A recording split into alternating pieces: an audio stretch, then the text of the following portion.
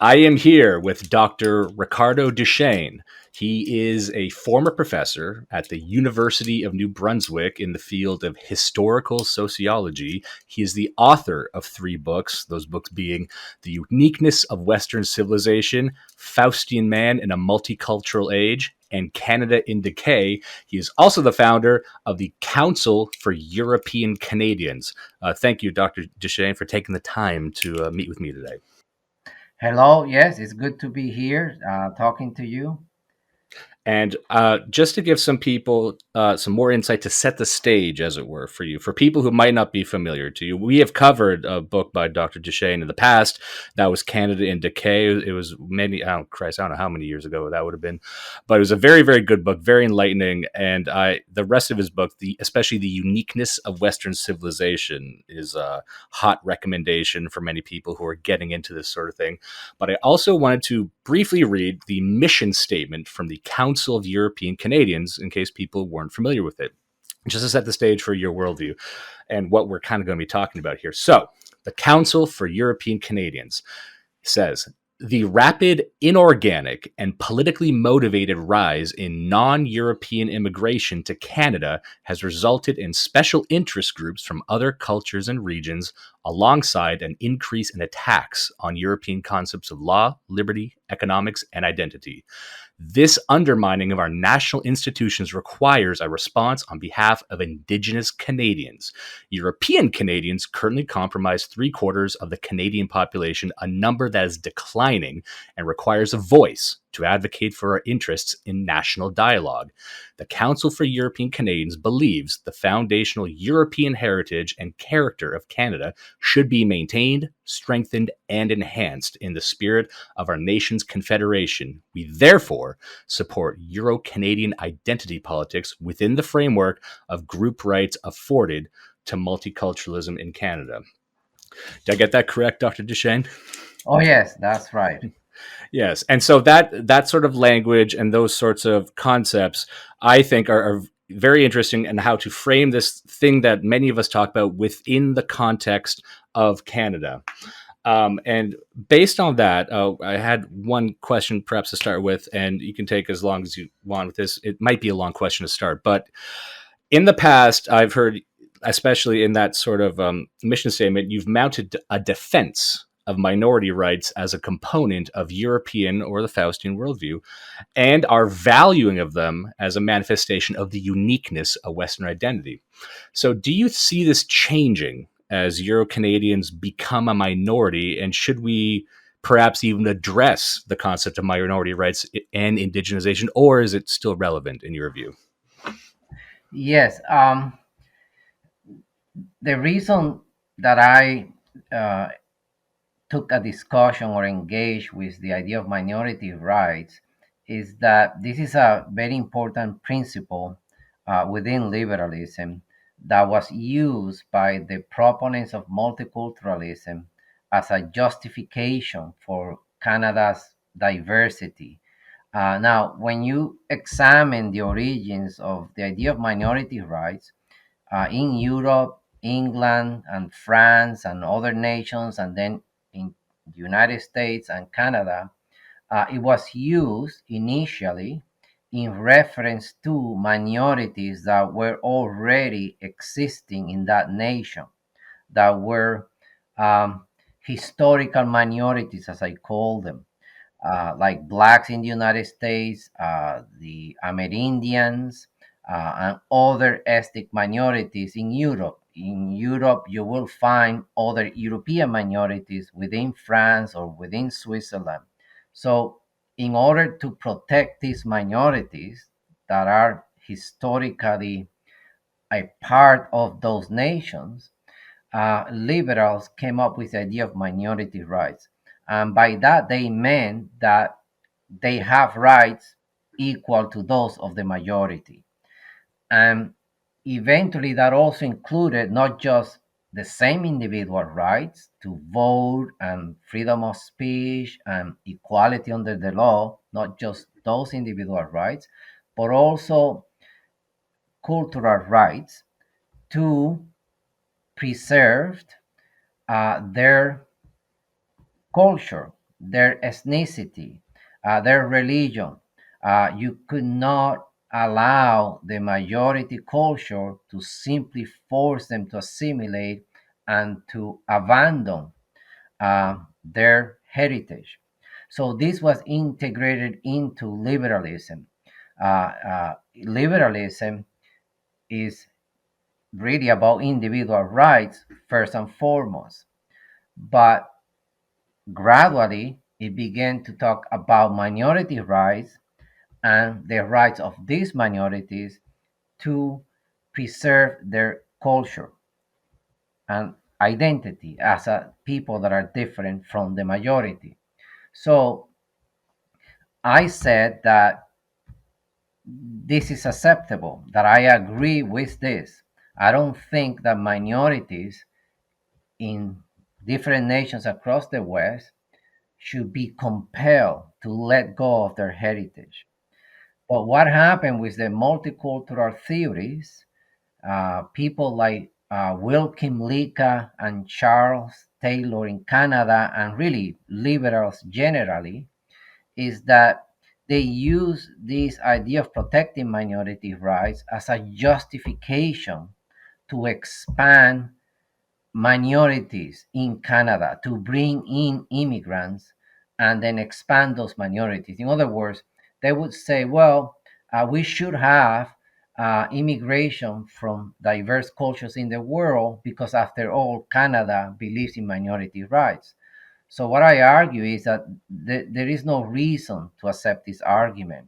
The argument of minority rights should not be extended to people that are not living in Canada and that are not historical minorities within Canada. It should only be about people living in Canada. Another argument that I made, and this is, I think, where you're getting at, is that um, I accept the basic theoretical concepts and way of thinking of multiculturalism, because their argument is that culture matters to individuals, that the heritage you come from and your ethnic identity matters to you. So you should not be forcing people to integrate into a homogeneous modern identity and be forced to let go of your heritage. So I said, I agree with that. I don't think the um, Amerindians of Canada or the United States uh, should be compelled to assimilate and let go and brush away their heritage. Yes, But and at the what's same interesting is that as you have done this, what you're essentially trying to do is carve out a place within the larger indigenization movement that the liberals are in favor of, but you're receiving pushback by simply saying, I agree with what you're saying. Can we have a place for Europeans within this framework? Right. So then I extend that argument to Europeans or Eurocanadians, and I say that likewise they have a right to feel attached, because this is what Kim Lika, Charles Taylor, and others have said, is that people as human beings, all human beings, are attached to a collective identity, to a culture, to a religion. It means something to them. They're not just individuals with rights isolated on their own, but they see themselves as, say, Muslims or Christians, as members of these ethnic groups, say Egyptians, and their foods and their music and so on. It matters to them. So the argument I'm making is that when you justify bringing millions of immigrants by using minority rights, and then at the same time you're sort of implying that it doesn't matter if we bring millions of people and they replace the Euro-Canadian peoples, and the Euro-Canadian peoples have to be forced to recognize these new minorities, recognize their attachment to their culture. Why is it that the majority Euro-Canadians cannot say, well, we want to protect our heritage, we want to protect our traditions, using the same logic of multiculturalism, using the argument that it matters to us. We're not just isolated individuals, but we are Acadians, for example, and we have that heritage, and it matters to us, and we don't want to see it obliterated in the various areas where Acadians were. If you get a continuous influx of peoples from different cultures and the state is celebrating them, giving them money for multicultural festivals and all that sort of thing, well, likewise, they have to recognize that mass immigration, the sheer fact of demographic replacement, uh, goes against the cultural rights of the Acadians or the cultural rights in general of Eurocanadians. So that was the argument I was making. Well, that's a very solid argument. And I know it's difficult for us to speculate on the intentions of others, but it makes one wonder that due to the fact that you've received such sharp pushback for simply doing this, do you think your opponents or even the proponents of multiculturalism are doing it genuinely, or are they doing it because they are just anti European or anti white? Yes, I mean, I think Wilkin Leake is aware of my book, Canadian Decay. There is a full chapter about his theory of multiculturalism. And he's not just one among others. He is viewed by the world as the foremost theorist of multiculturalism. Through his academic career, every single year, he was in Europe through an invited professorship. He was going there to lecture in Germany, in England, in Norway, Sweden, about the benefits of multiculturalism, and not because he was concerned about historical minorities within, say, Switzerland or England. It was because he was part of a program to diversify these nations. It was just the beginning. In the 1990s, he was there. Through the early 2000s, he was there. And so there was this program of bringing in masses of immigrant minorities, and they needed a theory to frame that, to justify it. So that's what Wilkin Lika was doing. And then I simply posed a question, and I did email him, and he never answers the question. And basically, it is the same argument, the same concepts that you use for multiculturalism can be used as a justification for the majority Euro-Canadians to preserve their identity, to care, to be worried about continuous immigration. His attitude is that, look, you Euro-Canadians were colonial masters, you dominated minorities, you're okay, you have nothing to complain about. We need to be concerned with the Amerindians. We need to be concerned with blacks. And also, we need to bring masses of minorities and then be concerned about them as well, which to me makes no sense.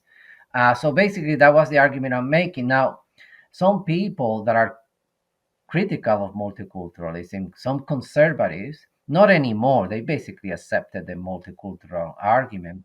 But in the 90s, early 2000s, they were critical of multiculturalism because they said that that encourages different enclaves of ethnic minorities not integrating into Canada.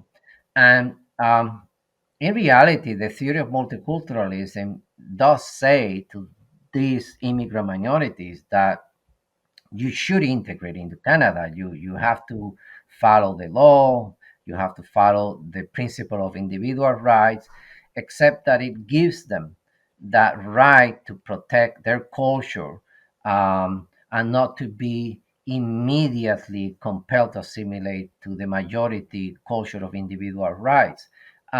So this is an argument that Wilkin Leak and then the others make, and that I accept.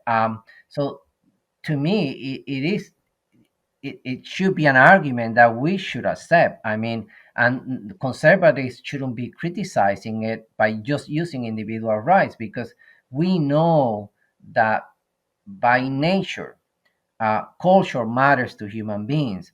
It is harder for European peoples to understand this because we come from a very individualistic culture. Um, in which we have been socialized to believe that we are just isolated individuals and individual rights is all that matters. But deep down, it's still within people's nature to care about their heritage. So that if you are a Quebecois in Quebec, um, you can see that it matters to them. Their music, their costumes, their sounds, their towns, the way their people look. They're attached to that, whether they know it or not. They're attached to it. So I accept that argument, and therefore I say we have to defend that um, collective inclination that human beings have, and conservatives or libertarians are wrong to simply call for individual rights across the board. We're just individuals. That's the kind of argument that conservatives make against multiculturalism. So I Yeah, defend multiculturalism from that perspective. yeah, conservatives aren't terribly good at it, and many libertarians aren't either, because they will say, "I don't agree with this stuff," and everyone should believe in complete individuality and individual rights, and then everyone else just says no, and that's where the conversation ends for them. They actually don't have any mechanism to forward their ideas in any practical way.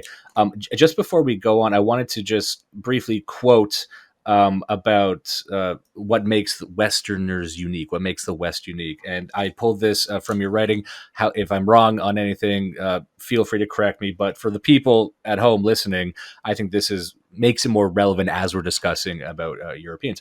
So, what makes the West unique? What makes Europeans unique is, quote, the unique aristocratic culture of Indo-Europeans, with its ethos of heroic individualism, weaker kinship ties, war bands bound together by voluntary oaths of loyalty and fraternity, and its original pastoral package of wheeled vehicles, horse riding, and chariots. Does that sound about correct, or would you add anything to that? No, that's correct. I was talking about the origins of Western civilization. So I went back to the Indo-Europeans, the prehistoric Indo-Europeans that now genetic research has shown that they did migrate from what is present day Ukraine, actually. They migrated from there into Europe, both into Southern Europe. I mean, they reached as far as what is present day Persia and India, different groups of Indo-Europeans, not the same ethnic group. So they moved there into the Middle East, right down into India, the so-called Aryans, and they also moved into Europe, the Balkans, into Central Europe, reaching all the way into England and Spain. And so these people superimpose their culture upon the older inhabitants in Europe, the hunting, gathering, simple farming communities that existed across Europe. It was more advanced in the Balkans. The farming culture was more advanced. But, anyways, when I studied the culture of these Indo-Europeans, to make it in a very simple way, I noticed that they were uniquely aristocratic. By that I mean that they were not just ruled by an elite, as every society is, and people call them aristocrats, but they were ruled by an elite that did not have a despotic type of government, but one in which the members of this aristocratic elite, they view each other as equal. You can see this in feudalism right into the Middle Ages. Feudal relations within the aristocracy are contractual relationships. They're based on the idea that we are both equals and we're going to reach an agreement. You give me some land, and in exchange, I provide military service for you. But that doesn't mean that I'm subservient to you. Um, I'm equal. I'm a free person just like you are. So my argument is that this aristocratic attitude is a key component of the Western identity that you can see in Greece, you can see in Rome. I showed that republican government originated from this idea of aristocratic liberty and not allowing one despotic ruler to treat them as less than, as not free men. So being free is part of that aristocratic mentality. And there are other components. I mean, the Indo-Europeans who expanded across the world, they were a mobile, pastoral people. They had learned to domesticate and ride horses. They were the first people in the world to do that, to ride horses. They co invented wheel vehicles along with other cultures that are not in European. They also invented wheel vehicles. Um, and because they were pastoral rather than fully agricultural, that means that you have animals, you're a herder, you're mobile because you have to seek new pastures. It also means that they had a different diet, a diet that included more animal products, including dairy products that made them stronger and so on. So I get into a lot of detail about this in my book, Uniqueness of Western Civilization. And then in subsequent writings, I go back to this and I compare the Indo-Europeans to other peoples from the steppes, like the Mongols, the Huns, and some others that came later. So yeah, this was an attempt on my part to try and look at what was the initial foundational stone of Western civilization. And so I came to the view that it was this aristocratic, free oriented individualism, because there is already among these aristocrats an incipient individualism in the sense that instead of being members of kinship groups, as all societies in the past and to this day in non-Western societies, kinship is a big factor. Kinship means extended families, into clans, into tribes, and these are people that are related by blood. Uh, the Yeah, and relationships that's that what I you found most have. interesting the Uh, more research I did in this as well, which is that a lot of people, they will, it's in modern day in our scene, they will try and figure out where everything went wrong. They'll say whatever, throw everything out right now, liberalism, get rid of it, as if you can kind of turn the clock back on it. But the more research I did, and that's why that one part of that paragraph I read stood out about less, slightly less strong familial bonds, but stronger, we can call unions of voluntarism, of association. And some people would see that as a weakness, and that everything should just be kinship. However, the more I learned about it, the more I'm like, oh, that seems like not only does it make it unique, it allows us to unify in stronger ways that other cultures and other peoples might not be able to even conceive of. Right. I have a long article that is going to come out anytime soon in Mankind Quarterly. And that article is about a book that came out about 2 years ago by Joseph Henrich. And it's called The Weirdest People. And in that book, he argues basically that what makes Europeans different is that they demolished their kinship institutions during the Middle Ages. He believes that the Catholic Church demolished these kinship institutions because it prohibited polygamy. So polygamy means Hmm. that a man that's powerful, wealthy, marries a number of women and has children with all of them. So you can see that when you do that, you're going to have a big family, and you're going to create strong kinship networks, because you have lots of children who have children, and they have brothers, sisters, and there's aunts and uncles and grandparents, and all these people combine in this way, uh, have relationships within themselves. They trust each other, and they have norms about how to relate to one another. Who do you marry? When do you marry? How is property transfer?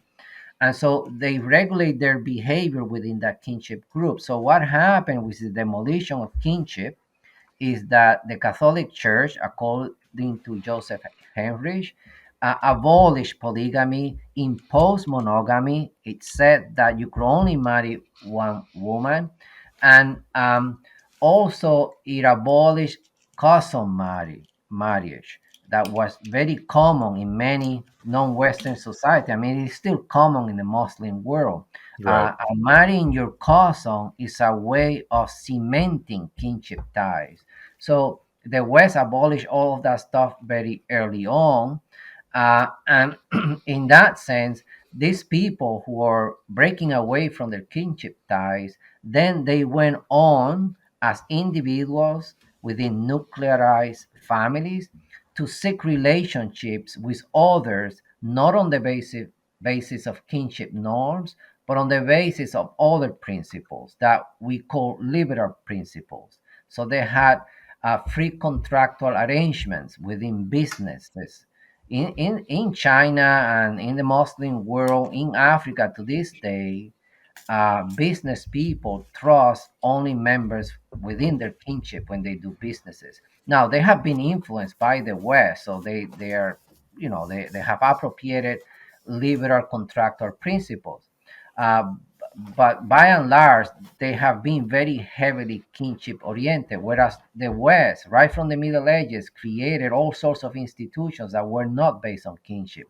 For example, universities are not based on kinship. Anyone from any walk of life can join that university as a teacher or as a student. And then they created monasteries. Monasteries are Christian institutions. And yes, you have to be a Christian, of course, but the people who constitute that monastery, they don't have to be members of a tribe. Anyone can join it. And so you then establish within the monastery rules to guide the behavior of the monks. And these rules are not based on kinship norms. So you see the same thing with guilds. You see the same thing with all sorts of business arrangements that Europeans created. So European peoples, according to Heinrich, have been very individualistic because of this demolition of kinship. Now, one of the things that I argue is that Europeans already had weaker kinship relationships going back to the Europeans, and this is the reason why you find monogamy already in ancient Greece and in Rome.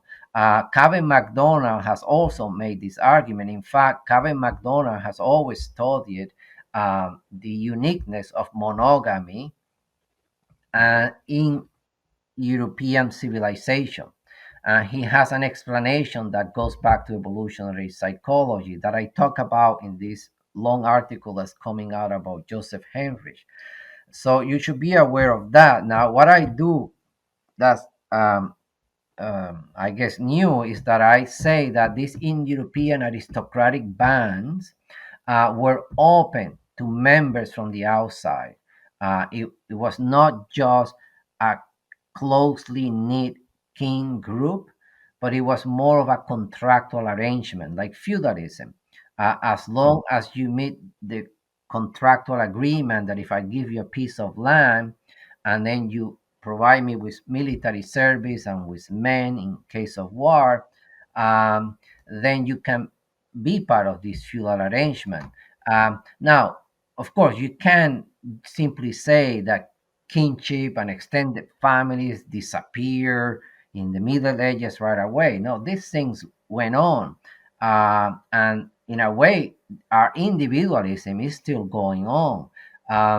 This was part of our strengths. One of the things that gave Europe an ability to modernize and to dominate the world is that they broke those kinship institutions, which are inherently very conservative.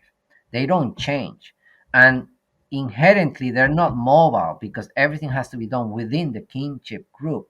There is no room to create new types of institutions like universities, which play a big role in European civilization. So, this individualism is a key part of the creativity of the West. However, that's another topic, but one that I am getting into in recent years. If we want to understand why it is that Europeans are into immigration replacement, you have to also trace it back to this individualism. Um, that doesn't mean that Europeans have not or are incapable of creating other types of collective identities. I get into this as well, which is that once they broke those kinship institutions that are based on blood links, they created new groups, and they also created new ideologies, ideas by which they could find some common ground. Christianity itself was a means to bring Europeans together on the basis of their beliefs. But beyond that, nationalism was also a means by which Europeans uh, who belong to many different tribes. So you look at France, there are many different ethnic groups, dialects, but eventually they pull all these people together and say you have now a common collective identity, which is the nation of France. So what I said before about collective multiculturalism or collective rights is also that. Is a What I'm saying is that um, you can use multiculturalism. You can say that having a collective identity is important by talking about your ethnos, about your heritage, your history, and this can pull you together even though you do live in an individualistic society. But the way the West is going is all out towards ever more individualism, to the point that now they're breaking up their nuclear families, their nation states. So that's the direction they're going.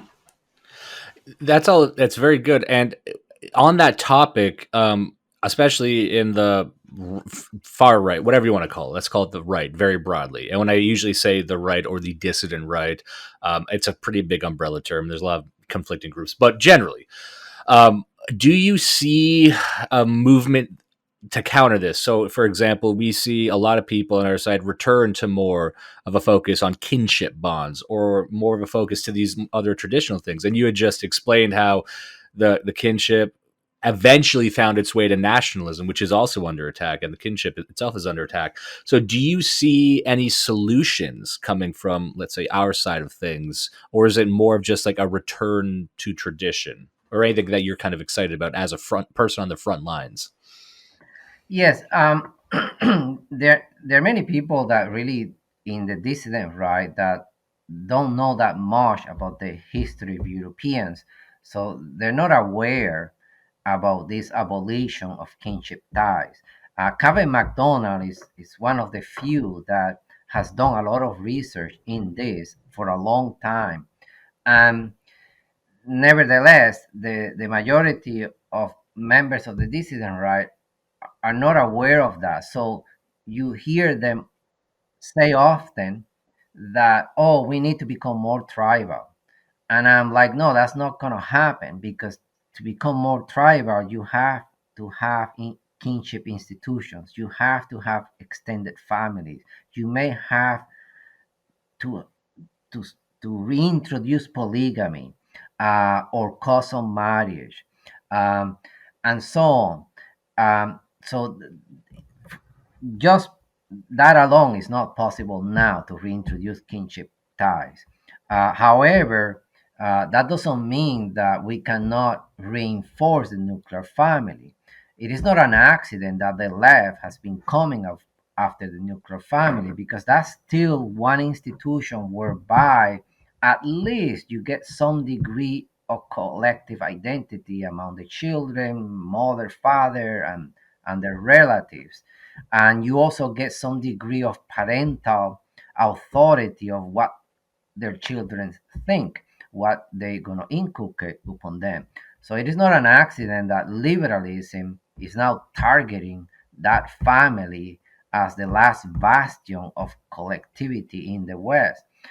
They want to disaggregate everyone, and they want the state to be completely in charge of the norms that children are raised with. So they want to just take them into schools from single parent families, women that just have dogs, and so, and put them into schools where they take over their minds completely. Because, as you may know, some of the people that are more resistant to liberalism are Christian family oriented people. And the reason for that is that they have a background of values that come from their families, from going to the church, from the small town. So that holds them together.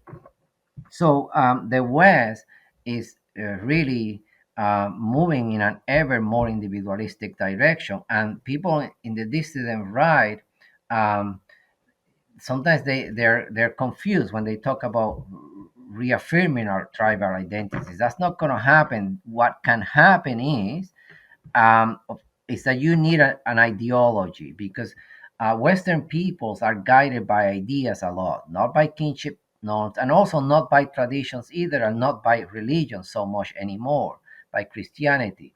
So they are guided by ideas, and that means by ideologies. You have to articulate a coherent ideology by which to motivate people to behave in a certain way. Marxism, why it was so successful is that it had a full-fledged worldview that could stand up to Christianity and appeal to millions of people that were otherwise not living in traditional societies and living with nuclear families. So it appealed to the working class and middle class and so on, because it had a coherent ideological view about the world, about history. I mean, when I was a student, I myself was a Marxist, and one of the things that attracted me to it was that worldview, that you had a Marxist sociology, a Marxist anthropology, Marxist view about the environment, about economics. You had everything there. And right now, if you ask yourself, so what is the ideological worldview that the dissident right has? And this is something that I've been thinking more about recently, not in the past. In the past, my research was mainly about understanding the origins of Western creativity and why Western peoples follow a very different historical path. But now I'm interested in understanding why it is that they're accepting their replacement. Now, I do address this in Canada in Decay.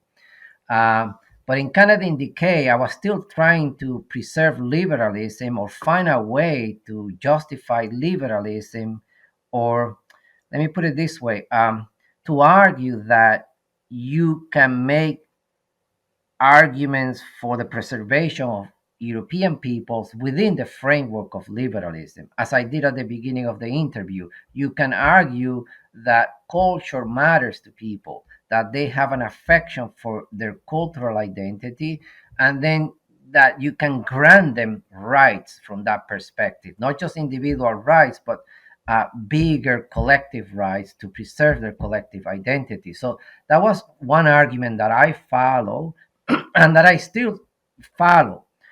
These things are complicated, so sometimes you have intersecting ideas within your brain, and some of which may go against each other. So, but now, as I think more about this, um, I look at liberalism and I see it as in just ever more individualistic, as having a logic that really destroys all collectivities and isolates the individual, and that it is difficult to overcome this. I just had something come up here. That's why I got a bit distracted just in my computer, just some bugs. It's okay. Yeah. Anyway, so what I'm trying to get at is that the dissident right, like I did, would go back into liberalism and look for principles of collective rights via multiculturalism to find out an idea to just defeat whoever you perceive to be the enemy. But I don't think that's enough. And I don't think that within the dissident right, we have yet a coherent worldview to challenge liberalism. Liberalism dominates everything, it even dominates the minds of dissident people. Uh, uh, Correct. yes, and I don't think fascism is an alternative. I think fascism was defeated and it's not coming back. The same with National Socialism. I have more recently started arguing that I think race realism is very limited. It's not a way to pull Eurocanadians together and give them a coherent vision of the world. So that's where I am today. Well, I think you raised there's a lot I want to discuss there, but one thing that you just said, which was interesting, it's something that I've encountered in my own travels, which is your point that it's difficult to have any sort of larger kinship or clannish or anything, any sort of configuration if you actually don't love your family and have the family connection. And this is something I've run into with a lot of people, especially in, let's say, the white positive space, white nationalist space, who will speak about their ancestors in the abstract, but also hate their family and also hate, the past 7 generations of their family. So it's very difficult, I think. And a lot of people are kind of trying to wrestle with this, the fact that they will speak about bloodlines, they'll speak about ethnicity, but they also have a very difficult or non-existent relationship with their families, their actual relations. And that's it's hard to use that as a springboard to a larger ethnos. And I think people are just trying to figure that out right now. Oh yes, I mean that's very true. Many it's not their fault growing up in a very individualistic culture where we had nuclear families that were strong a few decades ago. And I'm not against the abolition of kinship as it was implemented by the Christian church, or as it happened to some degree before in ancient Greece and Rome, where they had monogamous families and they did emphasize nuclearized families. Although, families, including in Canada and the United States, had extended qualities to them in the sense that your grandparents may still live within the household in these farming households and so on. But by and large, they were monogamous nuclear families. And I think this was a good thing. I think monogamy is superior to polygamy. I think that the nuclear institution is a good thing, and it did the West a lot of good. But even that has been breaking apart. And so you find many young people who come from divorced parents, single mothers, very small families. And if they don't come from divorced parents, even as they grow older, they themselves, because of the capitalistic nature of our economy, live in faraway areas, so they don't really meet. They're not together with their parents once they get into adulthood. Their parents don't see their grandchildren as much. So, in that respect, all these things are weakening. And so, yes, it is kind of odd for members of the dissident right to talk about ancestry and bloodline and so on when not even the nuclear family is being preserved. So you can do that. As I said before, you can articulate a collectivity, but it has to be based on ideology. And increasingly, I believe that that ideology has to value tradition above all else. It can it has to seriously look at the limitations of liberalism, because liberalism, by its very logic, will always dilute and destroy traditions. It's just within its very nature to do that. We are witnessing right now across the United States. Sometimes I wonder now, uh, can the United States find another path, or is it inexorably going along the path that it is now, and there is no turning around? In other words, increasing excessive obsessions with LGBTQ, now transsexuals, diversity, and all that stuff. Because when you look at the founding principles of American society, they are very individualistic, based on natural rights. So um, you can justify um, woke politics on the basis of those principles. Now that gets into another conversation, and some people can question what I'm saying, of course. But I think that you can justify um, an individual choosing his gender as an individual choice.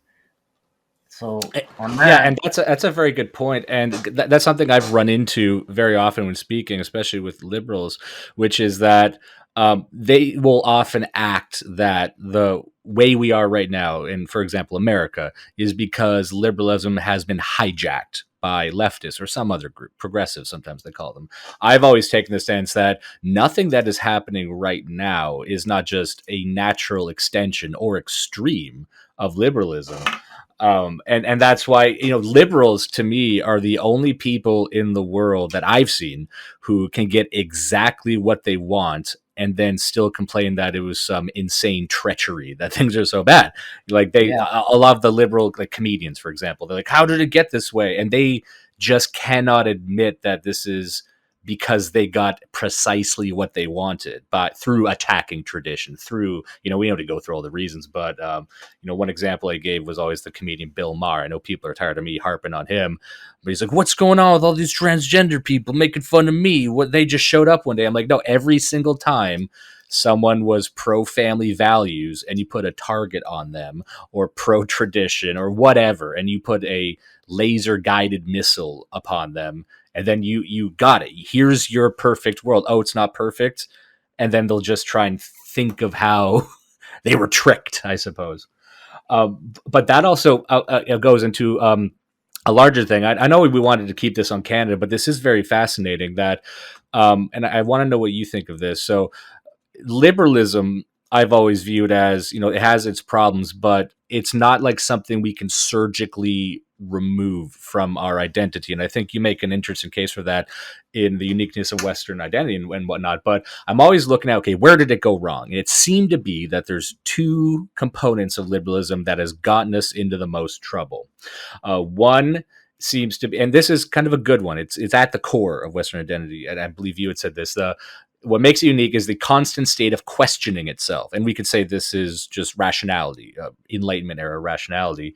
But then there's also this inclination we have to universalize everything. So not only do we have our systems that, for many different ways, work for us, we immediately try and transplant that on other nations, and one thing, and I'll let you answer in just a second, but one example would be, a lot of people have problems with democracy, sure, but democracy seems to work on smaller scales, groups of even in hundreds, but it seems to not work at higher scales or transplanted into different situations. And a lot of what you're talking about, minority rights, seems to make sense in the context of Canada with Quebec. Quebec is, technically a minority culture, and we want to preserve or allow them to preserve themselves. So it seems to work in one context and not another, but our inclination to universalize gets us into all these quagmires.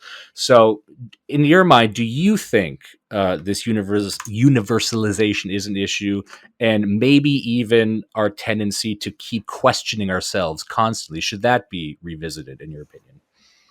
Yes. Okay, so I'm going to answer it this way. I'll get back first to what you said, that there are people who complain that liberalism has been hijacked by woke politics. In a way, that's sort of the argument that I use in Canada in Decay. I argue that liberalism was hijacked by cultural Marxism, that the left developed a strategy of marching through the institutions, the otherwise good liberal institutions. They march through them, radicalize them, and then they push their own, um, in a way, I would say, illiberal policies, because they did not consult with people about mass immigration and its implications and so on. So that's an argument that's very common, that liberalism was hijacked. Whereas now I'm more inclined to believe, as I think you suggested, that the way leftist liberals see their actions is that they are fulfilling them to full actualization. They are living up to the principles of liberalism. So if the American Constitution says that um, all men are created equal, and what men want is the right to life, liberty, and happiness, and they make that decision, then they can argue for their woke politics using those principles, because they can say, well, look, there are men in the United States who have lots of wealth and power, and they don't allow other individuals to pursue their happiness, and to make free choices.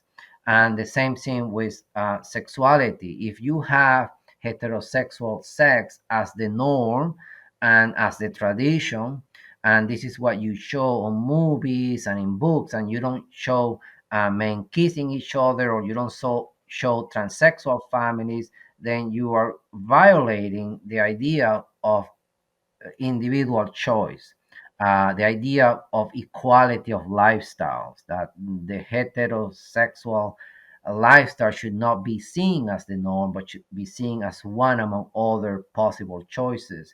So increasingly, I'm seeing this woke politics not as some kind of cultural Marxism coming from the outside, but as living up to the principles of liberalism. Now, you bring up the idea of constant state of questioning. Yes, I mean, when I wrote the book Uniqueness of Western Civilization, I was reacting against what I saw in academia was a pervasive anti-Western attitude and a misreading of why it was that the West became the first industrial modern scientific civilization. I admire the West a lot, and so I sense that going back to ancient Greece, you see a civilization that is more individualistic. It doesn't simply follow traditions because that's what the ancestors said, but they begin to ask questions about those traditions. I mean, you see it in Socrates. He's constantly questioning people and making them rethink what they took for granted. This is continuous in his dialogues. People would come out of the experience of having a discussion with Socrates not knowing what to believe anymore. And he, at the same time, would leave them without telling them what it is that they should believe. Of course, Plato, Plato then came later and began to propose this idealized republic as the republic that will live up to the highest ideals. But in any case, you get the point that after Plato comes Aristotle, who questions Plato, and then there's a continuous line of thinkers questioning each other. So I argue that this constant state of questioning is part of Western civilization. It's a reflection of the fact that the West has a very hard time having traditions, and this served the West very well. because the way I would look at it, even to this day, sometimes I look at the Enlightenment. I mean, the Enlightenment thinkers are heavily criticized by the dissident right, but I would think of people like Voltaire, and I still think of his questioning of church dogma and what they believe about punishment, for example, and that this was a good thing. You just don't want to do something because that's what people did in the past. If they used to punish people this way, then you should just simply keep doing it that way. But rather, instead, you see during the Enlightenment era, I forget his name, Beccacia. I mean, he's one of the first one who proposes a more humane, a more utilitarian approach to punishment. So you see this kind of questioning everywhere at all levels, which is also part of science. Science moves by questioning the way in which research was done, or the perspective that people put in the past. So, yeah, this is a key component of the West. One of the problems is that um, that can happen when you have a society that has deconstructed all its traditions. And Derrida came along in the 60s. Jacques Derrida, the person who is associated with the method of deconstruction, which is just a continuation of the critique of Karl Marx. Karl Marx, many of his books are a critique of political economy. So he continued this kind of deconstruction because he believed that the West still had certain concepts, beliefs that it took for granted. And one of them was the notion that reason could reach through questioning certain beliefs, that by just relying on reason, without tradition, without religion, this is what the Enlightenment says, you can arrive at certainty, you can arrive at the right beliefs by which you should organize your life. So the Enlightenment promised this. So what Derrida and then these thinkers that are coming around in the 50s, 60s did is that they began to question reason itself, to say that reason doesn't have an ability to be certain of what it is that it is doing. And so many liberals today don't believe in the Enlightenment. They don't believe in reason. Um, and they have become very relativistic. And then people blame that. They say relativism is the problem in the West. People don't even believe in reason anymore. They don't believe in certainty. They think anything goes and any value is as good as any other. Well, in a way, that's where we are now. That's where the West is. That um, a multiplicity of lifestyles are just as good as any other, as long as you don't inflict violence on another lifestyle or prohibited them.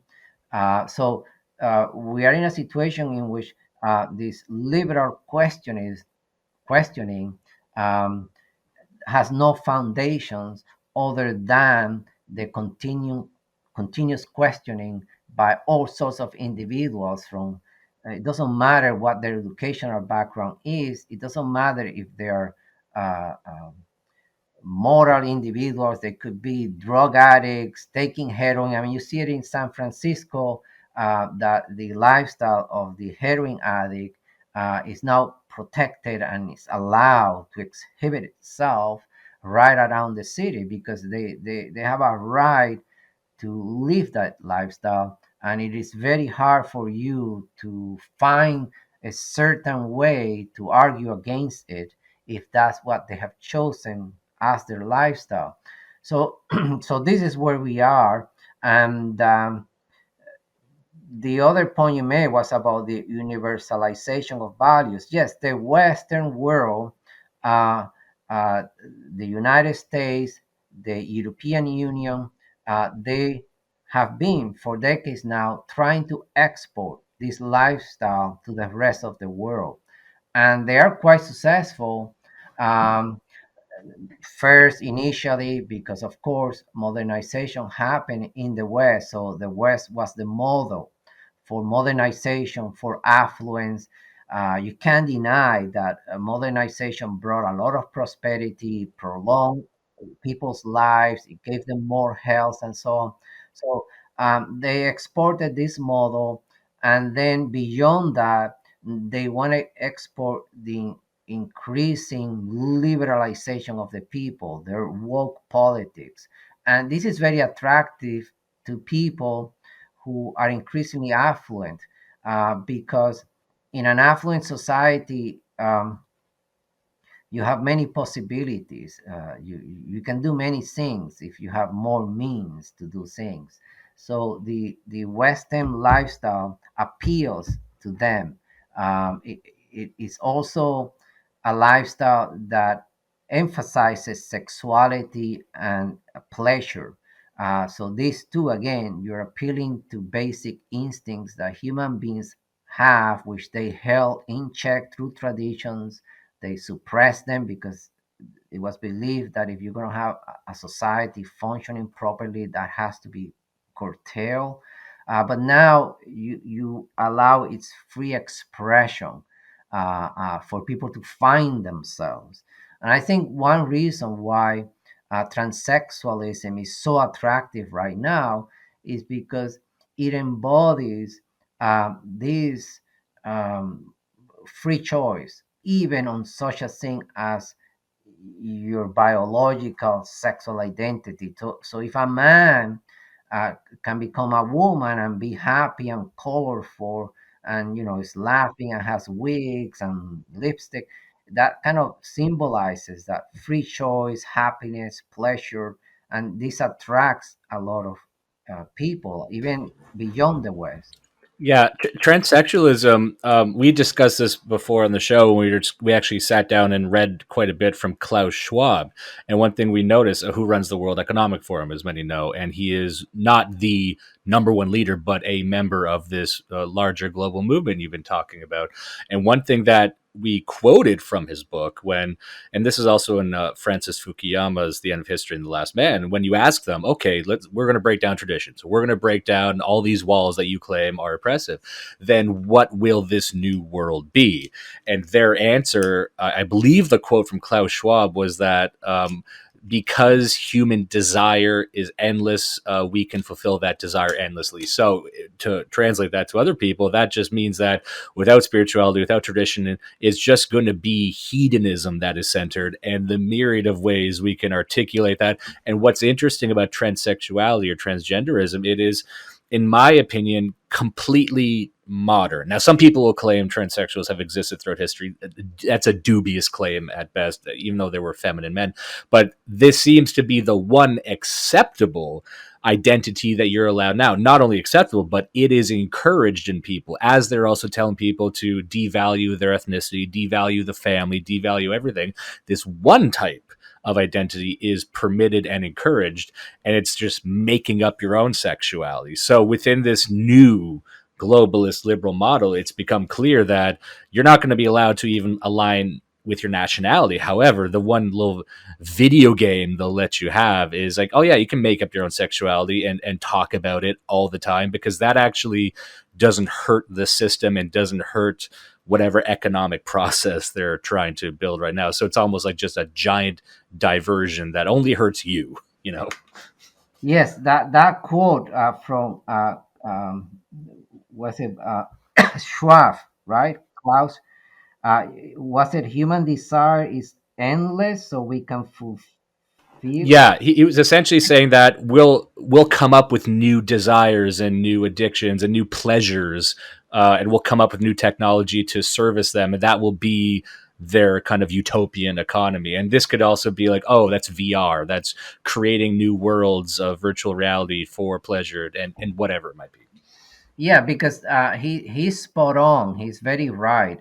People like Herbert Marcuse and other members of the Frankfurt School, but he in particular, he wrote a book called Eros and Civilization in the late 50s, in which he argued that we needed to promote polymorphous sexuality. And by that, he meant uh, sexual beings who are not restricted by one way of expressing their sexuality, but they can be lesbians, gay, you name it, all kinds of things simultaneously. And that was good, and it was part of the liberation. And that in order to break the Western world, at that time he was saying this, in order to break the Western world, you had to spread this idea of just fulfilling all your sexual desires in whatever direction you want. And so this is where we are now, and I think he is very right. And this is the appeal of this, that uh, human beings, unless they are raised in a certain way and they learn to suppress a lot of their instincts, human beings are very chaotic by nature in many different ways. They don't want order. I mean, you can see young guys that don't have a good background. They will get into drugs, into crime, into car driving fast, taking risks. They love to burn things, destroy them, steal. They want chaos. And um, th- this this ongoing, relentless attempt to satisfy every desire you have is also chaotic. It's impossible to have a family if you want to satisfy every desire you have. You cannot have a proper relationship. Your children cannot be raised properly. So it still appeals to people because particularly in our society where you have people grown up with very weak families with no traditions, to some degree of affluence, they have nothing left but to express their desires, and they call that individualism. I am this particular person with this identity because I express these types of desires and I have lots of them, and they can come in all kinds of ways, and so they're proud of it. And the transsexual is seen that way. I think that right now the ruling class, in the media, um, in businesses, the global elites, they are themselves into a lot of transsexual sex. It's spreading. I could just imagine it must be spreading because I can see a whole culture obsessing with transsexuals to the point that they bring it to children everywhere. There are many children's books written about it, and they're just like fascinated with it. So I think that's where we're heading. That's where we are. The ruling class of the Western world is thoroughly corrupt in so many different ways. And this guy Klaus Chow says it. I mean, he says it. He knows that I have this incredible power, which is that you cannot stop me from in, in, in, inciting you to express your desires. You can't, and they know that. They export all of this stuff to the rest of the non-Western world. I mean, the U.S. exports a lot of pornography, a lot of sexual images because that's part of their power. Yes.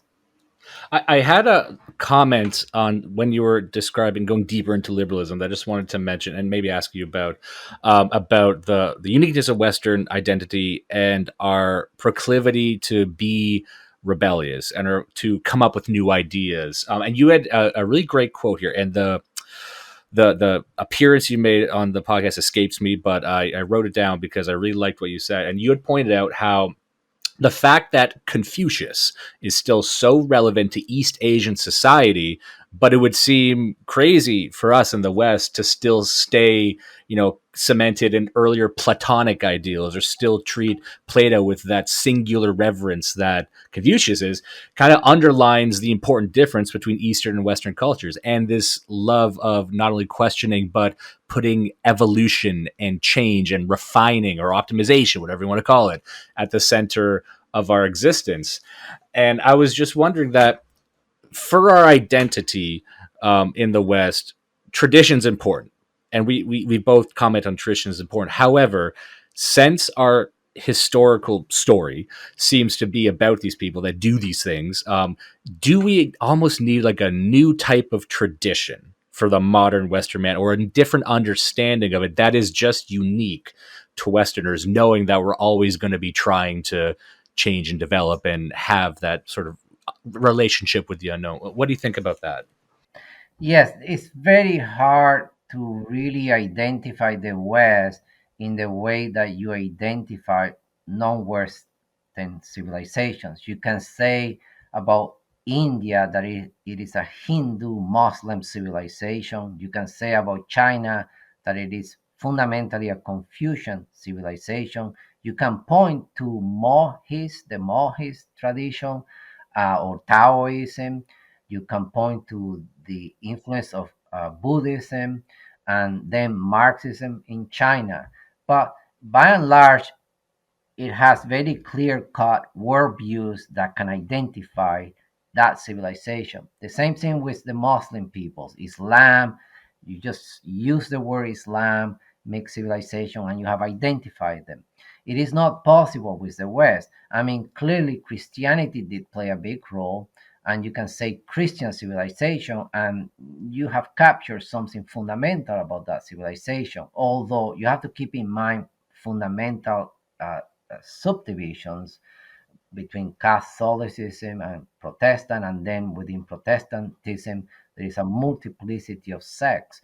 Um, but the thing about the West is that that wouldn't be enough, because then you had the Enlightenment and you had modern science. So you say Newtonian West, Galilean West. And that's just as important, because these things undermine Christianity eventually. And then you have the continuous sequence of many philosophers. So for a time in the 60s, 50s, it was very common to talk about the existential mindset of the West, or at least the French people, because existentialism was very powerful then, and so on. So you have many things going on in the West that make it difficult to give it one label. And I would point to that as part of the creativity of the West. Now, the second point that you made just escaped me a bit. It was about, oh, yes, you then said, is it possible, given that we have so many different isms, because really these are many different isms as well. I mean, ideologies were a creation of the West, and they flourished right after the monarchical traditional order collapsed in Europe with the French Revolution and after. You see all these isms emerging. Socialism, even conservatism, became an ideology. There was no conservatism before the French Revolution, because it was just traditions. People didn't think of it as an ideology. But afterwards, you see them writing about ideologies, and you see Marxism, socialism, feminism, and so on. And so you see many isms in the West, and all of them, by and large, are within the framework of liberalism.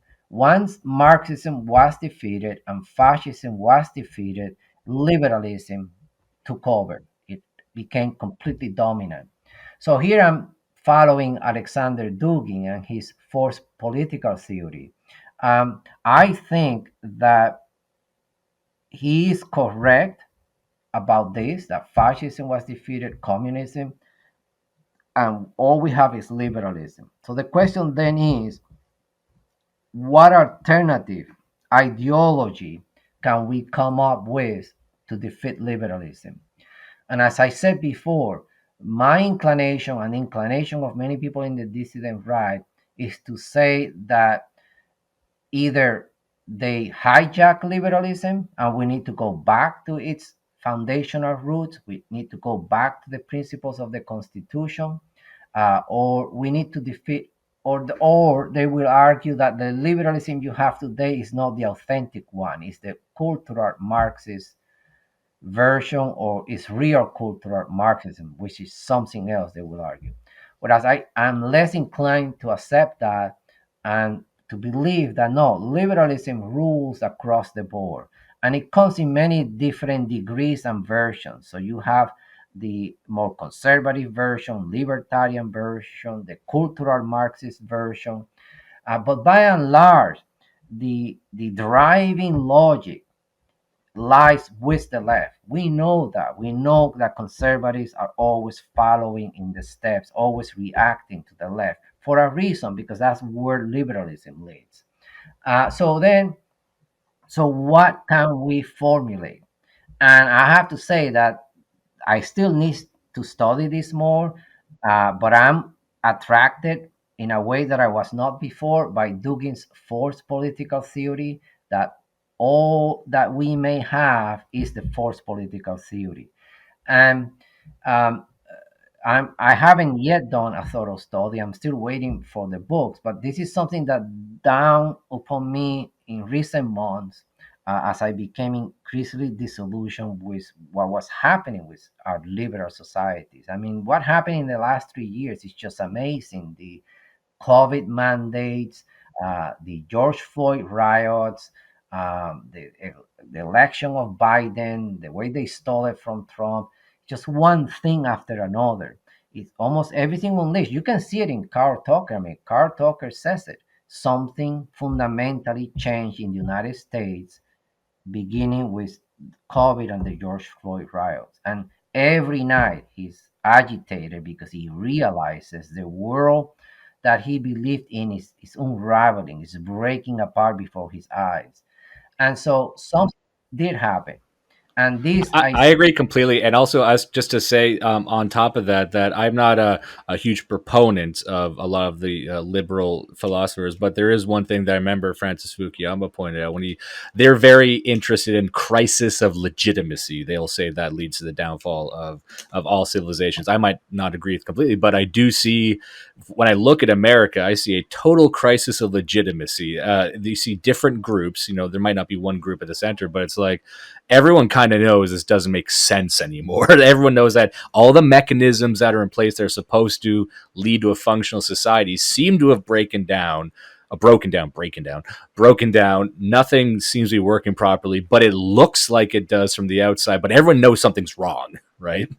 yes, people sense that. So again, what do we do? What's the alternative? I still haven't seen in the Western world someone articulate a cohesive worldview in the way say that Marxists were defeated, communism was defeated, but they almost took over, and they did articulate a comprehensive worldview.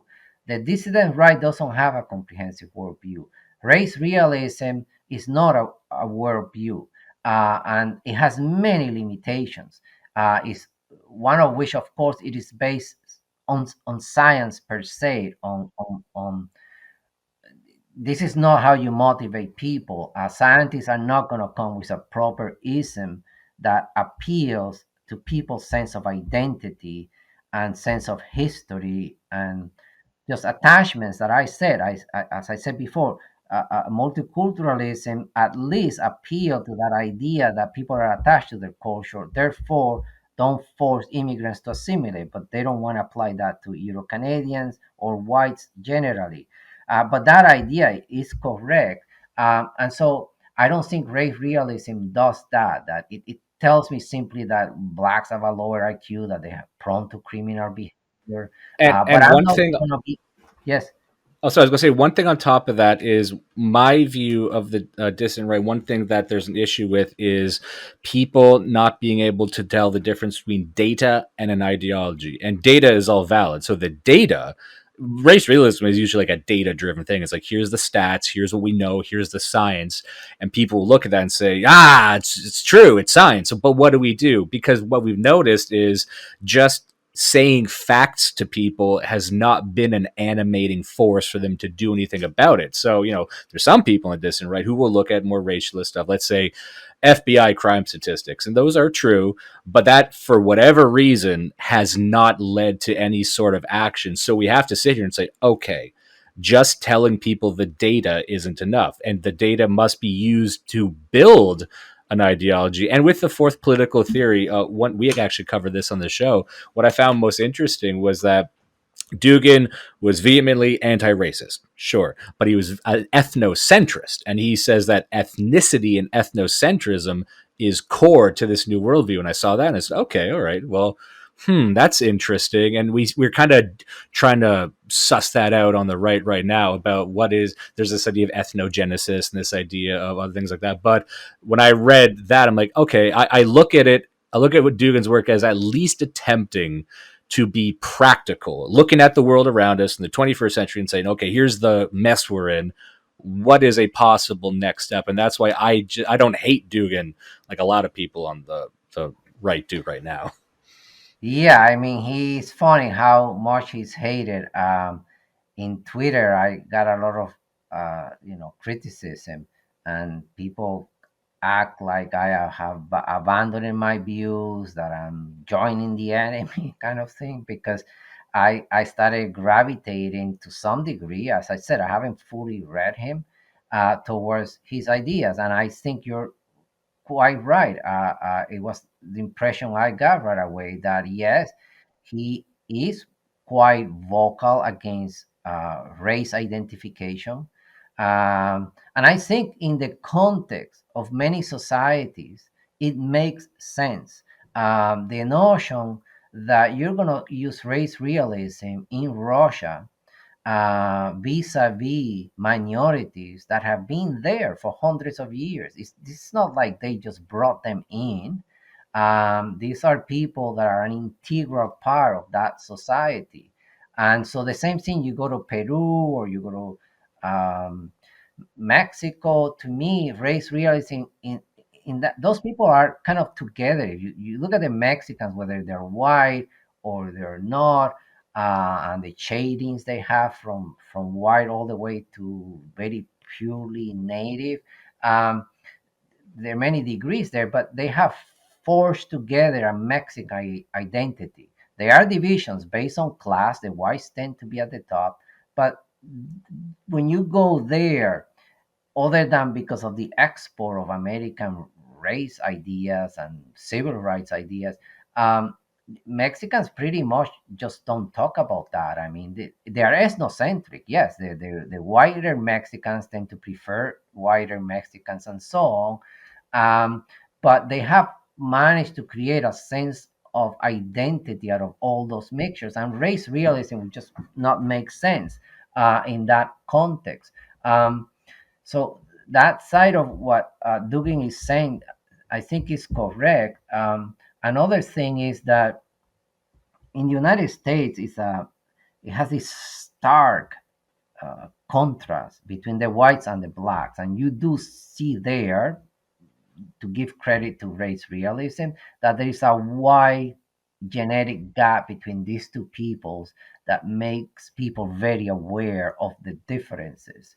And this um, is what has fueled race realism in the United States. And then on top of that, you have the liberals lying so much about race relations, being so obsessed with pushing black. So you have to adapt. If you're going to use Dugin's force political theory, it has to, as he says himself, it has to have it has to be adapted to the reality of the United States, and for people to be aware that you're gonna get some degree of racial consciousness in the United States because of that big divide that has deep historical roots.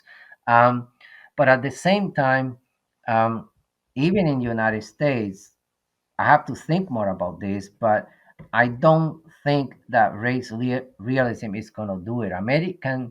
I think populism is a better bet because at least you're appealing to people's sense of identity in a wider way. Like when you look at the people that attend Trump's rallies, you can sense that they feel a sense of cohesion.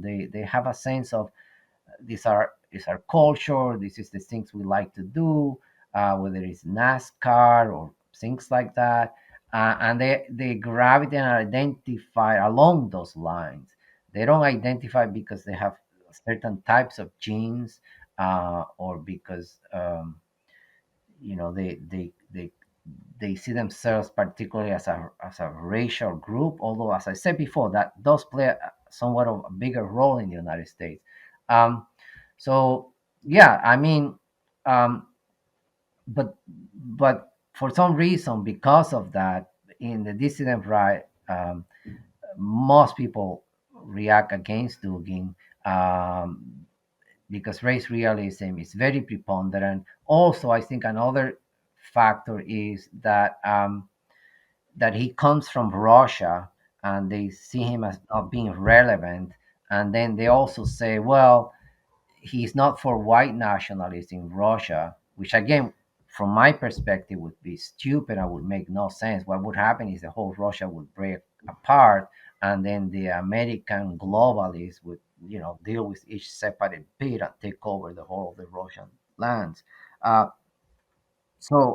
it doesn't make sense there. Plus, that's not how Russians think. The Russians, the Eastern Slavs, don't think of themselves as white because I mean, yes, it comes to their mind because now of the American influence, but less so, far less so. And they do think of themselves, as Dugin says, their ethnocentrism comes naturally to them. It comes naturally to every ethnic group, and you just leave it that way.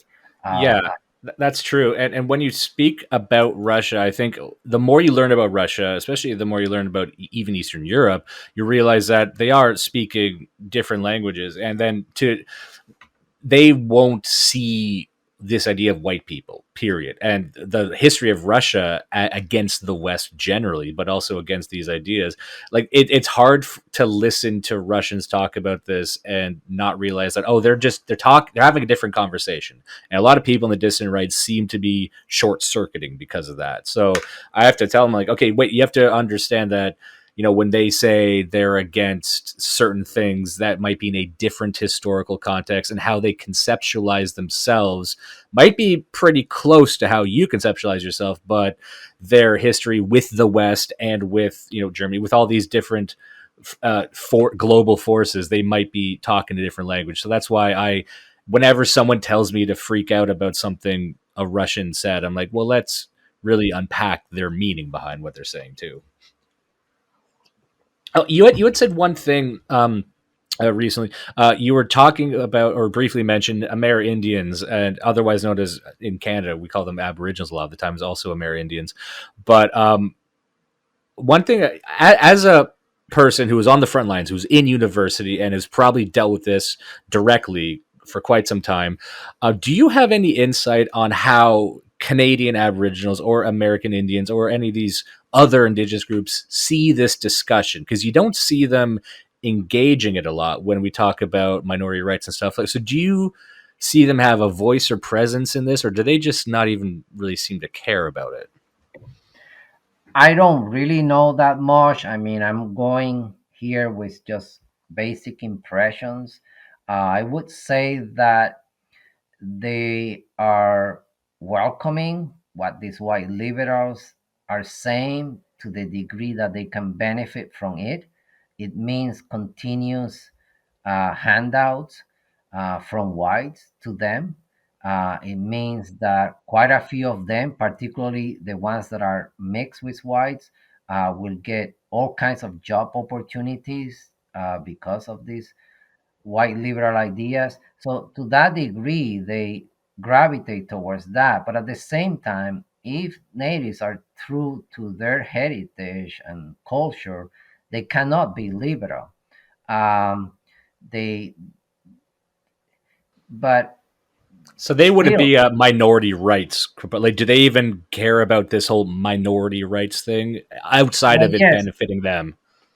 yes, because again, as I said before, multiculturalism is an interesting ideology in the sense that it tried to incorporate within liberalism collective cultural beliefs, but it applied them only to non-whites and prohibited those multicultural beliefs to be applied to whites. Whites are expected to be multiculturally welcoming of other peoples who have an attachment to their culture, but they're not expected to act as a people with a cultural attachment.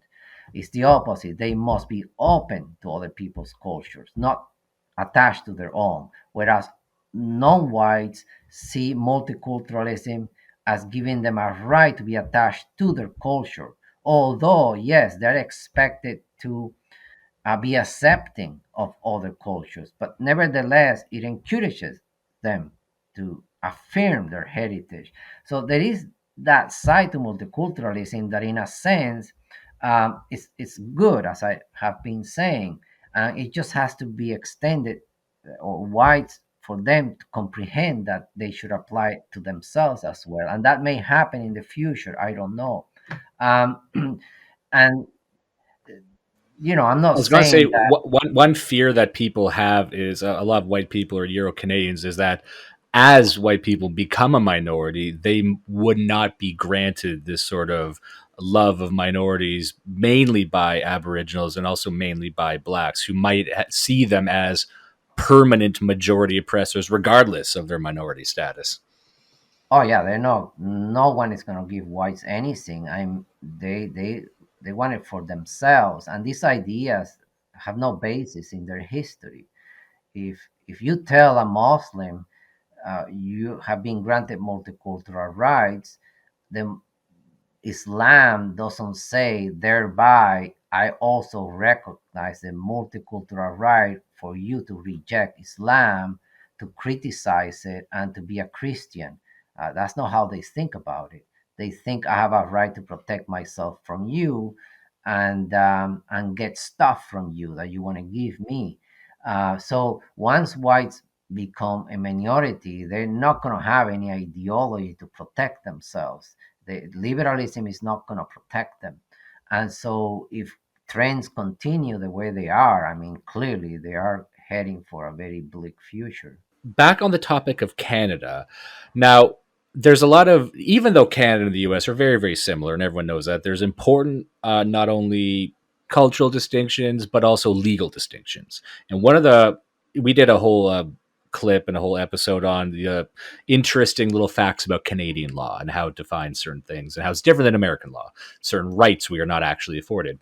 But one thing that I've noticed over time is that Canada does not really have the same melting pot ethos that America has. And within Canada, as we've discussed, we're very good at delineating between different types of people. We have no issue creating what is essentially many ethno states for native Aboriginals, basically. And there have been stories in the press, and we've talked about them before, where, if a woman is caught race mixing, she gets kicked out because they have very strong ethnocentric ties. And also, arguably, with Quebec, very distinct laws to promote Quebec sovereignty and Quebec culture. So Canada, as opposed to America, doesn't have this melting pot ethos. And I was wondering, people always write off Canada as a last cause, the most cocked liberal country in the world. However, I'm a bit more optimistic because we seem to have no issue with conceptualizing spaces for distinct people. Now, do you think that presents an opportunity for Euro Canadians? And like we're talking about the indigenization sort of system, but does Canada, on the global stage, do you think Canada represents an opportunity for this way of thinking, maybe that other countries don't?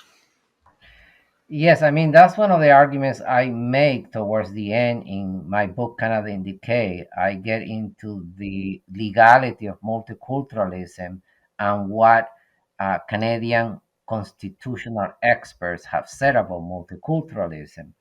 And it seems to me, as I was saying before, that the entire logic of their argument uh, grants Euro Canadians the right to have collective rights. And in fact, I mentioned an author. His name escapes me right now. I have a section on all author. He's has a Russian name, but he's not in Russia. He's in the Western world, and he argues and wrote a book about cultural rights for the majority, realizing that the very same arguments you use for minorities can be extended to majorities who feel threatened by an increasing number of minorities around them. He said, you're going to see in France, in Germany, and so on, the majority ethnic groups starting to talk about their heritage. Um, how come Christianity has been pushed out of the schools? How come our symbols have been deleted and erased? Um, and they're going to be gravitating towards their cultural heritage, and that um, perhaps it is time for liberals to seriously start talking about majority cultural rights beyond individual rights, because liberalism, as you know, that's the keystone, the foundation of that ideology, the rights of the individual. It doesn't want to think about the rights of cultures. But the strand of communitarian liberalism that I discussed in Canada Decay, that strand did articulate very effectively that you can be a liberal and talk about the rights of minorities, as we said before. And you can be a liberal, this guy is now saying, and talk about the rights of majority cultures. So I think that Canada, as you were just saying, has the framework for that. It has the framework. Uh, I mean, the language is still very general, but you can sort of see it in the Charter of Rights when it refers to the need for minorities to be protected, that you can use that language for the rights, the cultural rights of the majority. So I think that it could be, again, I don't know that much about these things. I just have that chapter, which is very theoretical, and I get into a lot of legal decisions that were made about multiculturalism in Ontario and in some other places, and the way of thinking that the judges use to justify giving this to this particular minority, or to justify the Sikhs from retaining some of their traditional customs and giving right of prayers to Muslims here and there, that those arguments can be used by Eurocanadians for themselves to protect themselves. So yes, that might be possible. That would be very interesting once people start kind of working within that paradigm. I had a couple questions now, just to let people know, we're going to avoid speaking of any of Dr. Duchesne's past with the University of New Brunswick or his early retirement. We're not going to discuss that. However, I was interested on a personal note. You yourself are a Puerto Rican immigrant to Canada, and I was wondering if you believe that has helped or hindered your ability to talk about ideas such as this, both in general and perhaps in academia as well. Yes, I think so initially.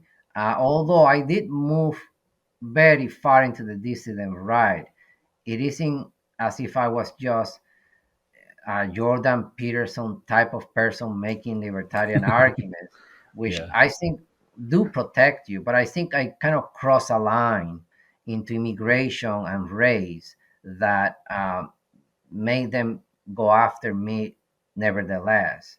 Um, so that's what I would say. That, in the end, I was not protected, because that's a line. The immigration, you can barely criticize it. There was recently an article in the National Post about the fact that about around 37% of Canadians believe in what they call the conspiracy theory of replacement.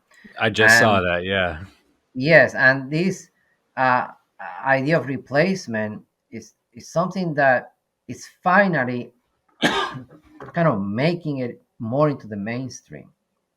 But barely anybody was talking about it, and they saw you were a lunatic if you were. So when I was writing about this in 2014, 15, and I got into various difficulties at the university, and they to them this was beyond the pale. How could you possibly say that? And moreover, uh, so what if a particular race is being replaced? Races don't exist; they're construct.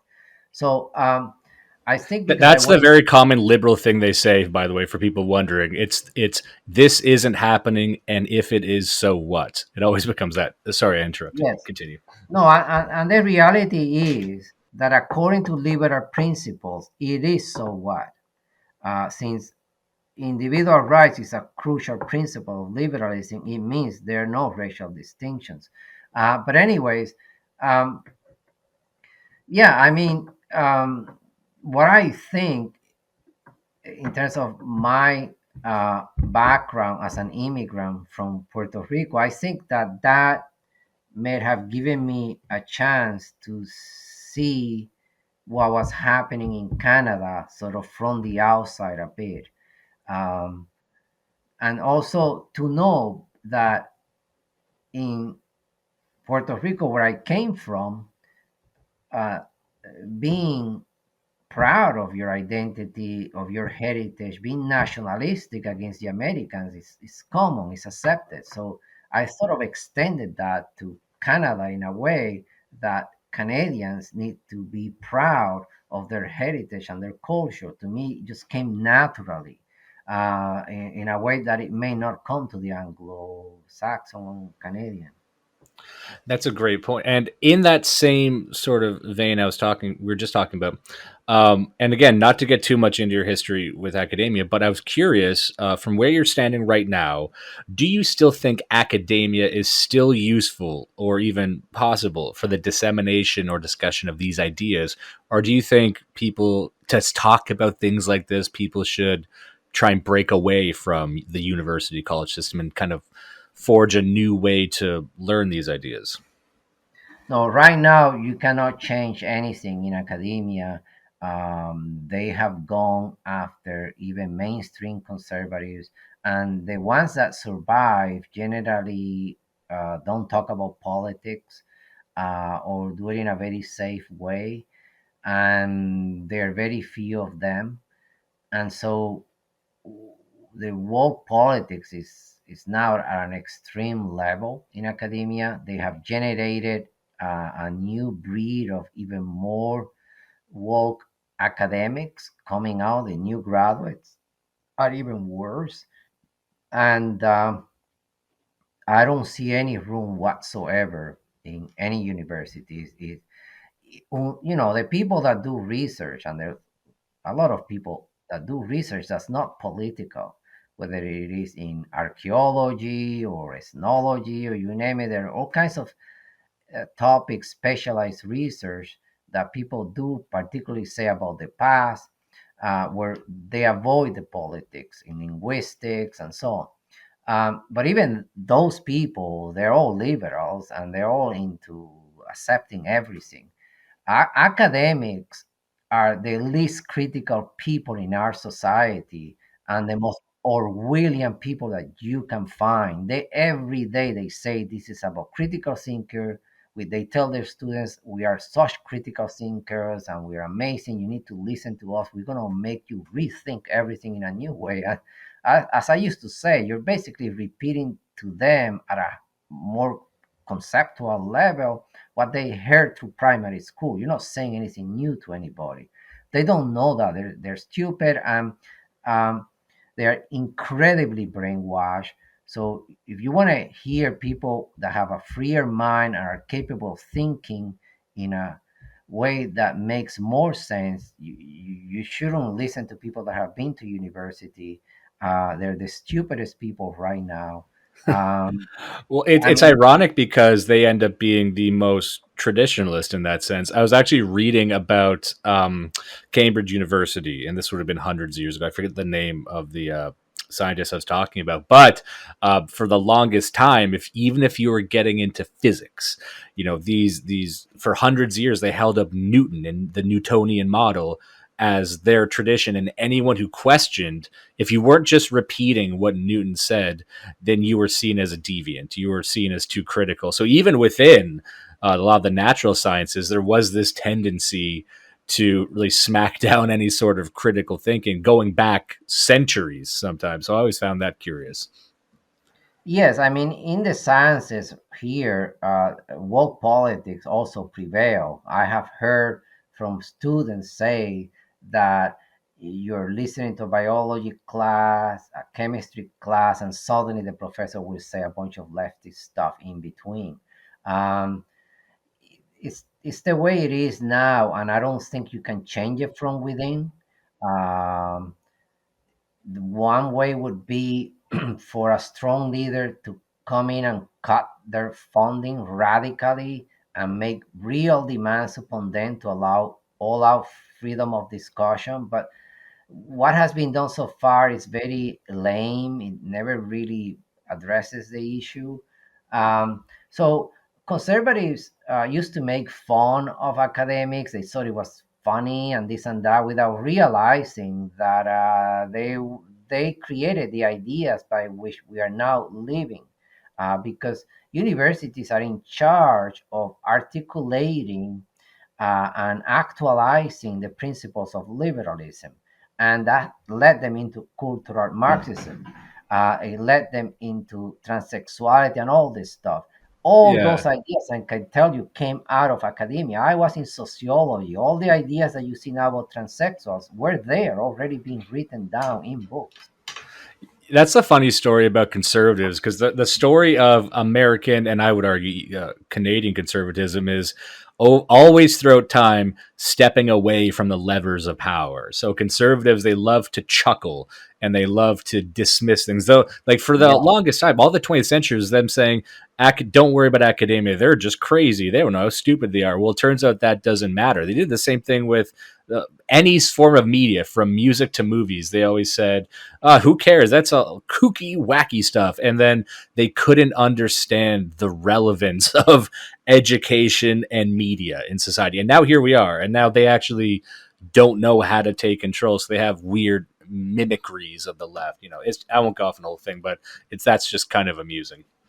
Yes, the left has always been more astute about politics and what power means, because they're a movement that's actively going in a certain direction, whereas conservatives are not going anywhere. They don't really have a vision other than liberalism 1.0, and they want to keep it that way, but that's not possible.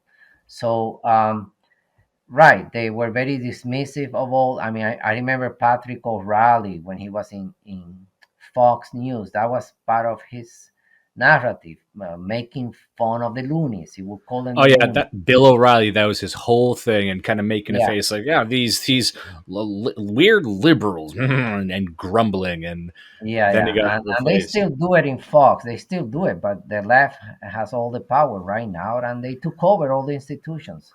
Well, and that's essentially what I was asking about earlier, about the revitalization of tradition, about this idea of taking tradition, which we all agree is valuable, but giving it the same sort of positivistic animating force that the left and liberals have had, because they've always had a claim on new and exciting. And I work in marketing, as I mentioned, so I'm very conscious of the messages we give to people and how things are phrased and how they're phrased for specific groups. And I think the problem that a lot of traditionalists, which is myself included, is making a case for tradition that is as exciting and relevant as the other our opponents are making total degeneracy and degradation. I think it's possible. I think that is what a lot of us are talking about right now, of really digging deep into what these traditions are, what is the history, what is the sociology behind it, and trying to make it more relevant, and while keeping what makes it important. I think, like you're talking about Dugan, I see him doing that in his own way, and I see other traditionalists kind of trying to figure that part out. And that's a lot of the debates we're having on the right now, but that is supremely interesting to me. Yes, I think that is the way to go.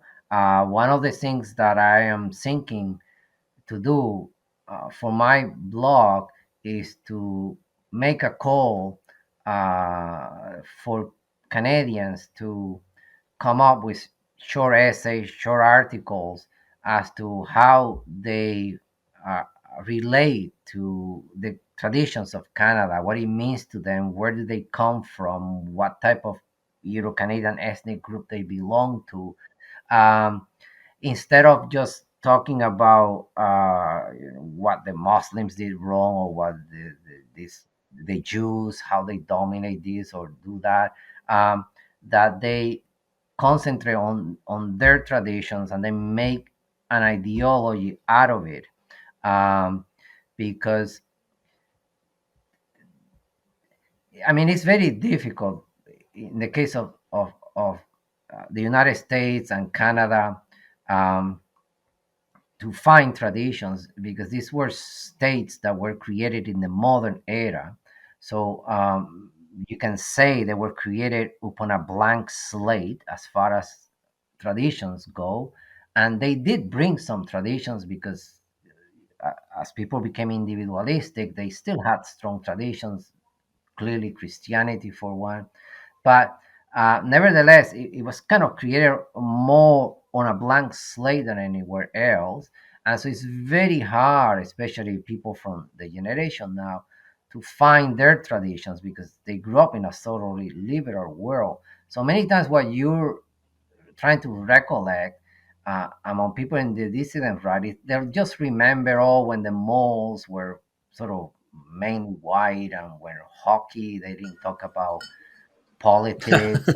So yeah, that's what you have to hold on to. But you're gonna have to hold on to something, and that's something that people have to think about because uh, it could be that that Dugin is right, that there is no other alternative right now except traditionalism, which he means more by the forced political theory than just what many times traditionalism means for conservatives.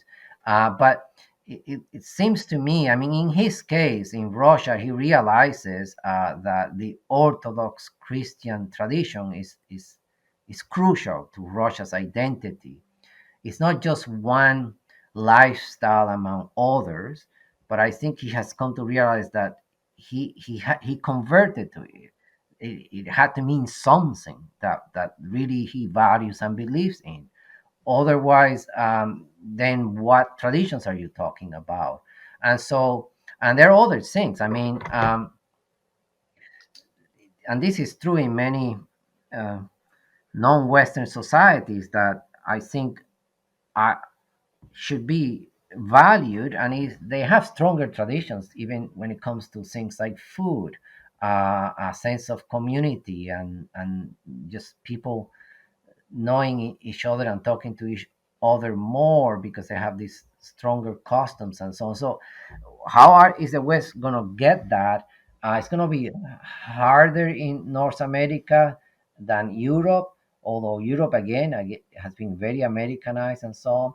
But yeah, I think overall that's the only way to go. Uh, Talking about resurrecting fascism or national socialism, or thinking that with historical revisionism of World War II, that's the way to go. I mean, there are people that even say if only we get people to realize that the Holocaust didn't happen, that's going to turn things around because that weighs on our moral conscience. I don't think that's possible. I mean, I am a person that's all right with historical revisionism as a matter of just historical thinking, but not as a means to forge a new ideology. It's not going to do it. Um, I now come to sort of the realization that the same goes with race realism. So yeah, it looks like the only candidate right now is traditionalism. But Dugin says, again, I have to read this more, but he says that traditionalism doesn't mean going to the past. It actually means going to the future against liberalism with it. That's an interesting way of looking at it. Sorry, my wife just peeked her head in. She always peeks in to check on how I'm doing. Um, I think that's a good as place as any to end it because I did mention everything I wanted to mention. And I've taken up quite a bit of your time. You're a busy man, I'm sure. I wanted to remind people if they'd like to know more about this, check out the Council of European Canadians, Eurocanadians.ca. You check that out. They have blog posts, and articles that are posted pretty regularly. I'm looking at one right now. Jagmeet Trudeau, a merger of morons. I find that delightful. So if you like, check the website. You can find lots of videos, access to books to purchase Dr. Duchesne's books, along with many others. And was there anything else you wanted to mention or plug before we finish? No, that's fine. It was a good discussion. I think we touched on many subjects. That was great. It was wonderful to have you, Dr. Duchesne, and thank you again for showing up. All right. Okay. Bye to you and the audience. Thank you. Do not let the rapists win. Listen and love Blood Satellite.